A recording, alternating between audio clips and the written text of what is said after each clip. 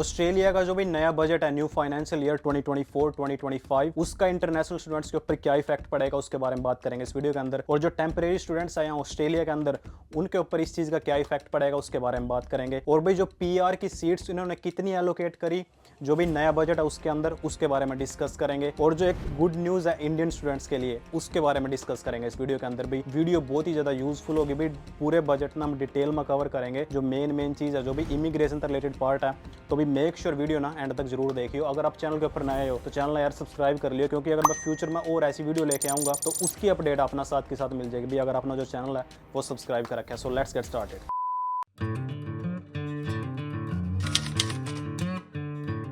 Hello everyone, Ram Ram भाई सब ना। उम्मीद है यार आप सब लोग बड़ी होगे, तो स्वागत है आपके एक नई वीडियो में। आज की इस वीडियो में हम बात करेंगे भाई जो ऑस्ट्रेलिया का बजट है, ठीक है, उसके बारे में बात करेंगे। तो सबसे पहले बात कर लेते हैं कि भाई जो बजट है उसका क्या सीन हुआ, क्या क्या चीज इंक्लूड हुआ बजट में, और ये भी मतलब कि यहाँ ऑस्ट्रेलिया के अंदर क्यों इंट्रोड्यूस करा, क्या सीन हुआ इसका, ठीक है। जो बेसिक लैंग्वेज है उसके बारे में बात कर लें तो यार यहाँ ऑस्ट्रेलिया के अंदर इनका जो फाइनेंशियल ईयर स्टार्ट हुआ वो स्टार्ट हुआ 1 जुलाई थे 31 जून। तो इसके अंदर जैसे अभी यहाँ जुलाई के अंदर जिनका फाइनेंशियल ईयर है, नया फाइनेंशियल ईयर वो स्टार्ट हो जाएगा। तो बजट के अंदर यहाँ भाई डिसाइड करा कि भाई इन्होंने कितना पैसा किस चीज के ऊपर स्पेंड करना और भाई वो पैसा कहाँ से आएगा। तो इसमें डिसाइड करा कि भाई यहाँ मेडिकेयर के ऊपर, हेल्थ केयर के ऊपर कितना पैसा स्पेंड करेंगे, हाउसिंग के ऊपर कितना पैसा स्पेंड करेंगे, और अगर भाई जैसे एजुकेशन के ऊपर कितना पैसा स्पेंड करेंगे, और कितनी सीट्स भाई यहाँ एलोकेट करेंगे पीआर वीजे के लिए, वर्क वीजे के लिए भाई, और इंटरनेशनल स्टूडेंट्स के लिए। तो ये सारी चीज पूरी डिटेल में कवर हुआ भाई जो बजट है उसके अंदर। तो अब भाई सबसे पहले बात करते हैं माइग्रेशन के बारे में। जो नेट माइग्रेशन है उसका क्या सीन है जो इन्होंने बजट के अंदर रिवील कर रखा है जो नया फाइनेंशियल ईयर है। तो भाई नया फाइनेंशियल ईयर में इन्होंने रिवील करा जो नेट माइग्रेशन है ऑस्ट्रेलिया के अंदर वो इन्होंने रिड्यूस करनी 1 लाख से ज्यादा। तो नेट माइग्रेशन का क्या सीन है पहला इसके बारे में समझ लें, उसके बारे में बात करेंगे। जो नंबर्स है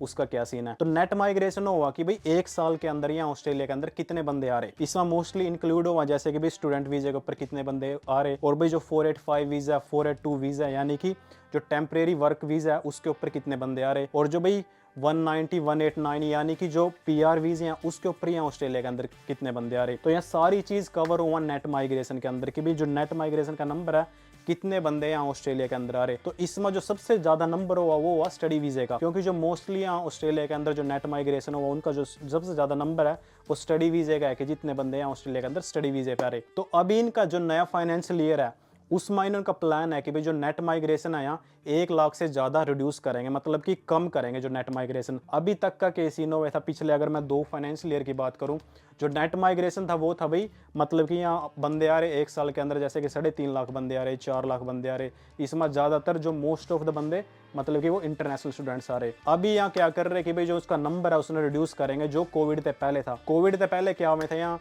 जो इंटरनेशनल स्टूडेंट्स यानी कि और भी जैसे टेम्परेरी वर्कर उनका जो नंबर था नेट माइग्रेशन का वो था तकरीबन 2.5 लाख का पूरे साल के अंदर। तो अब इनका प्लान है कि वो उन्होंने रिड्यूस करके यहाँ 2.5 लाख कर देंगे। ये इन्होंने ऑलरेडी मेंशन कर रखा है जो भी बजट है उसके अंदर। तो इसका किस चीज के ऊपर इफेक्ट पड़ेगा उसके बारे में बात कर लेते हैं जो नेट माइग्रेशन का। अगर इन्होंने नेट माइग्रेशन मतलब कम कर दी जो इन्होंने डिसाइड कर रखा है कि भाई वो कोविड से पहले था उतनी कर दी, तो इसका इफेक्ट पड़ गया सीधा सीधा भाई अपना जो स्टडी वीजा है उसके ऊपर। तो स्टडी वीजा के ऊपर इन्होंने ऑलरेडी जो कैप है यूनिवर्सिटी के ऊपर वो इंट्रोड्यूस कर दी। कैप का क्या सीन हुआ जैसे जो इन्होंने अभी यूनिवर्सिटी के ऊपर इंट्रोड्यूस कर रखी उसमें मतलब कि जो गवर्नमेंट है अब वो डिसाइड करेगी कि भाई वो कितने यूनिवर्सिटी ऑफर लेटर इशू करेंगे, और उस यूनिवर्सिटी के ऊपर उस यूनिवर्सिटी में और उस कोर्स में जो भी इन्होंने कोर्स डिसाइड कर रखा है कितने इंटरनेशनल स्टूडेंट्स आएंगे। तो ये इनका पूरा अभी प्लान है कि भाई जो नेट माइग्रेशन है वो कैसे मतलब कि यहाँ कम करेंगे। अभी पहले इनका ऐसा कोई सीन नहीं था कि भाई यूनिवर्सिटी खुद डिसाइड करे थी कि भाई इस यूनिवर्सिटी के अंदर कितने स्टूडेंट्स आएंगे। अब क्या सीन हो या मतलब कि जो गवर्नमेंट है ठीक है वो डिसाइड करेगी भाई यूनिवर्सिटी के अंदर उस कोर्स के अंदर और जो लोकेशन होएगी भाई उसके अंदर कितने इंटरनेशनल स्टूडेंट्स आएंगे। तो अभी इनका पूरे का पूरा मतलब कि जो सीन है वो है कि भाई जो इंटरनेशनल स्टूडेंट्स हैं यानी कि जो स्टडी वीजा है उसका जो नंबर है वो कम करेंगे। अगर भाई इन्होंने जो नेट माइग्रेशन है वो कम करनी तो उसके अंदर जो इन्होंने स्टडी वीजा है ठीक है उसका नंबर करेंगे। इन्होंने साफ साफ जो मतलब कि इनका नया बजट है उसके अंदर लिख रखा है जो स्टडी वीजा है वो कम आएंगे बेसिकली जो नेक्स्ट फाइनेंशियल ईयर है उसके अंदर। इसका क्या सीन है ठीक है, इसके अंदर एक और अपडेट है उसके बारे में हम बाद में बात करेंगे। सबसे पहले इसके रीजन के बारे में बात कर लें। तो अभी भी जैसे 2025 के अंदर जो इलेक्शन है ठीक है वो होंगे तो इन्होंने जो अपनी कैंपिंग वगैरह है वो भी स्टार्ट करनी। तो इस वजह से भाई यहाँ दिखाना चाहवा यहाँ मतलब कि भाई इन्होंने जो नेट माइग्रेशन का नंबर है वो रिड्यूस कर दिया। अभी फोकस कर रहे हैं मोर हाउसिंग वगैरह बिल्डअप करने पर, क्योंकि यहाँ पे यार ऑस्ट्रेलिया के अंदर अभी के टाइम में हाउसिंग की बहुत ज़्यादा मतलब कि समस्या हो रही है, हाउसिंग वगैरह इतनी ज़्यादा मिल नहीं रही।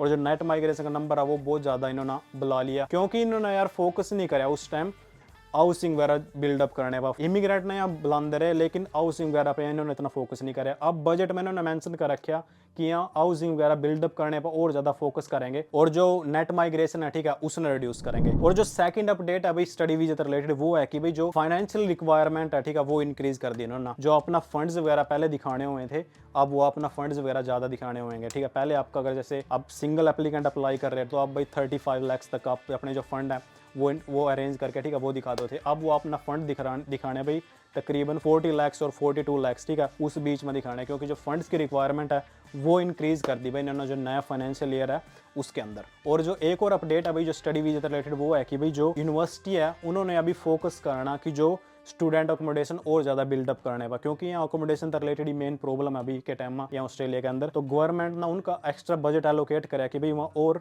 जो स्टूडेंट की अकोमोडेशन है वो बिल्डअप कर सका, ताकि भाई जो वो और स्टडी के वीजे का जो नंबर है वो इंक्रीज कर दें। तो ये 3 अपडेट है भाई जो स्टडी वीजे से रिलेटेड है। तो मोस्टली यार जो मतलब कि नंबर होएगा स्टडी वीजे का वो कम होएगा जो नेक्स्ट फाइनेंशियल ईयर है उसके अंदर। तो भाई ये अपडेट रही अपनी स्टडी वीजे से रिलेटेड। अब बात करते हैं भाई जो नेक्स्ट फाइनेंशियल ईयर है उसके अंदर ये कितनी पीआर की मतलब कि सीट्स इन्होंने एलोकेट कर रखी, कितने बंदे इन्होंने पीआर करने, कितने इन्विटेशन आएंगे, उसका क्या सीन रहेगा, तो उसके बारे में बात करते हैं।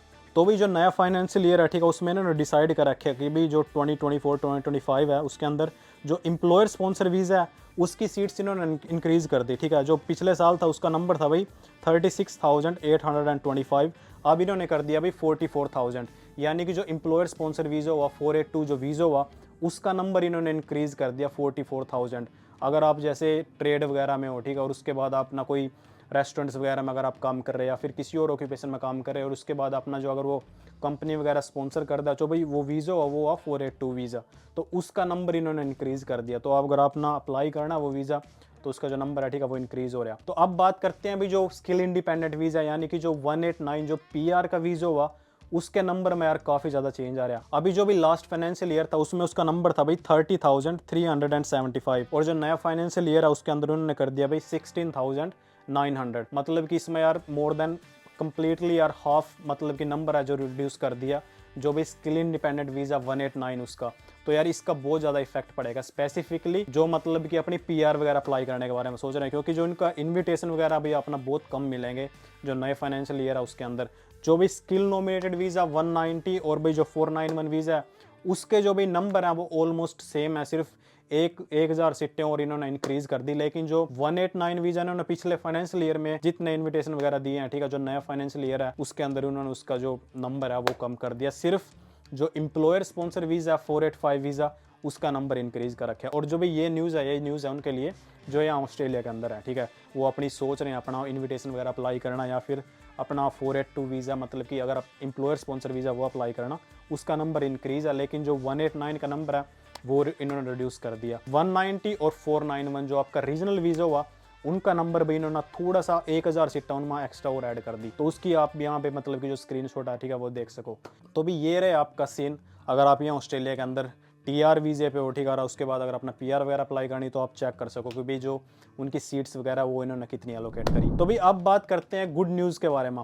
तो जो गुड न्यूज़ है वो यार स्पेसिफिकली भाई इंडियन स्टूडेंट्स के लिए। तो गुड न्यूज़ है यार कि जो ऑस्ट्रेलिया का और इंडिया का एक एग्रीमेंट है ठीक है वो साइन हो रहा है। उसके अंदर एक इन्होंने एक मेट्स प्रोग्राम है वो इंट्रोड्यूस कर रखा है, उसके बारे में बात कर लेते हैं। तो मेट्स प्रोग्राम में क्या सीन है, अगर जैसे आपने अपनी जो ग्रेजुएशन है वो इंडिया से कंप्लीट करी तो भाई आप अपना जो मेट्स प्रोग्राम के अंदर अपना वीज़ा वो अप्लाई कर सको। इसके अंदर भाई सिर्फ लिमिटेड सीट है यानी कि 3,000 सीट्स हैं इसके अंदर। और इसके अंदर भी अपना क्या मिलेगा, अपना यहाँ ऑस्ट्रेलिया के अंदर 2 साल का आपका वर्क वीज़ा मिलेगा, आपको पूरे फुल वर्किंग राइट्स होंगे। अपना मतलब कि अगर काम वगैरह करना है आप इस वीज़े के अंदर ठीक है आप काम वगैरह कर सको। और उसकी जो फीस है वो सिर्फ भाई $25 है। लेकिन जो इसमें मेन चैलेंज है वो है कि जो इसके अंदर एज रिक्वायरमेंट रहेगी वो रहेगी 18 to 30। और जो सेकंड थिंग है सिर्फ 3,000 वीजे ही इंट्रोड्यूस करेंगे, सिर्फ 3,000 बंदर न मिलेगा। तो भाई एक लकी ड्रॉ है, आप अपना अप्लाई कर सको। मेक श्योर आपकी जो भी स्किल होनी चाहिए, स्किल अभी नहीं इन्होंने इंट्रोड्यूस नहीं करी क्योंकि अभी बताएंगे अभी कौन सी स्किल्स की जरूरत है उसके अंदर। अगर आपने अपनी स्टडी है उन स्किल में कर रखी तो आप भी ये वीज़ा वो अप्लाई कर सको। और इसके अंदर जो अनदर थिंग है भाई वो है जो फीस रहेगी वो अगेन $25 रहेगी।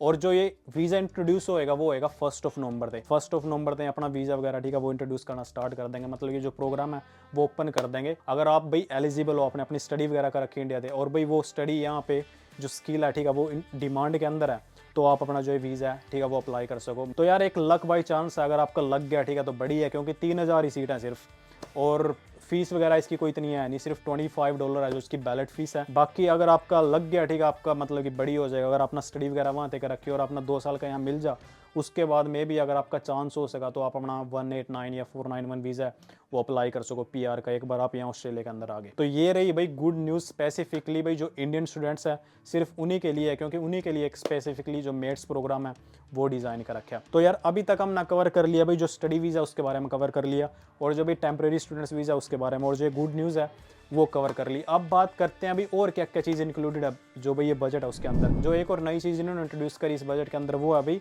टैक्स कट से रिलेटेड। मतलब कि 1 जुलाई के बाद अगर जो आप यहाँ ऑस्ट्रेलिया के अंदर आप काम वगैरह कर रहे हो तो आप ना मतलब कि कम टैक्स पे करना। टैक्स की यार क्या सीन हुआ, टैक्स की इनकी एक पूरी ब्रैकेट हुआ कि आप कितना अर्न कर रहे हो और उसके ऊपर आप कितना मतलब कि जो टैक्स वगैरह ठीक है वो पे कर रहे। इतना ज़्यादा इन्होंने कुछ ज़्यादा टैक्स कट इंट्रोड्यूस नहीं करा, सिर्फ 2.5 का डिफरेंस होएगा। अगर आपकी जैसे इनकम है बिटवीन 45,000 से लेके 120,000 ठीक है, तो अभी तक आप जो उसके ऊपर टैक्स पे कर रहे थे वो पे कर रहे थे भाई 32.5, और आप भाई आपने उसके ऊपर टैक्स पे करना वो करना 30%, तो आपका 2.5% की सेविंग हो जाएगी। मतलब कि आपके थोड़े से एक्स्ट्रा डॉलर सेव हो जाएंगे अगर आप भाई इस ब्रैकेट के अंदर फॉल कर रहे हैं, अगर आप इतना अर्न कर रहे हैं ऑस्ट्रेलिया के अंदर ठीक है। तो बढ़िया यार, थोड़ा सा मतलब कि और अपना एक्स्ट्रा मनी है जो आपके बैंक अकाउंट में वो आ जाएगी। तो भाई जो टैक्स कट है ठीक है वो इंट्रोड्यूस कर रखे भाई। इसके अलावा यार और भी काफ़ी सारी चीज़ें इंक्लूडेड है इस बजट के अंदर भी, कितना पैसा इन्होंने किस चीज़ के ऊपर, जैसे एजुकेशन के ऊपर कितना स्पेंड करना, और भी डिफेंस के ऊपर कितना स्पेंड कर रहे, बाकी नेवी वगैरह के अंदर कितना मतलब कि ज़्यादा पैसा ठीक है वो स्पेंड कर रहे। तो अगर अपना पूरी यह चीज़ पढ़नी तो उसका लिंक मैं नीचे डिस्क्रिप्शन बॉक्स के अंदर डाल दूंगा, अगर आप इंटरेस्टेड हो यहाँ सारी चीज़ पढ़ने के बारे में। जो मेन चीज़ है, जो मेन टॉपिक है ठीक है वो हमने कवर कर लिया इस वीडियो के अंदर। तो दैट्स इट गाइस, अगर भी अपना वीडियो यूजफुल लगे so make sure like the video. अगर आपको और कोई क्वेश्चन है ठीक है तो नीचे कमेंट बॉक्स में बता दियो भाई, कोशिश करूँगा कि मैं हर एक क्वेश्चन का ठीक है वो रिप्लाई कर सकूँ। तो बाकी मिलते हैं एक नेक्स्ट वीडियो में। जय हिंद।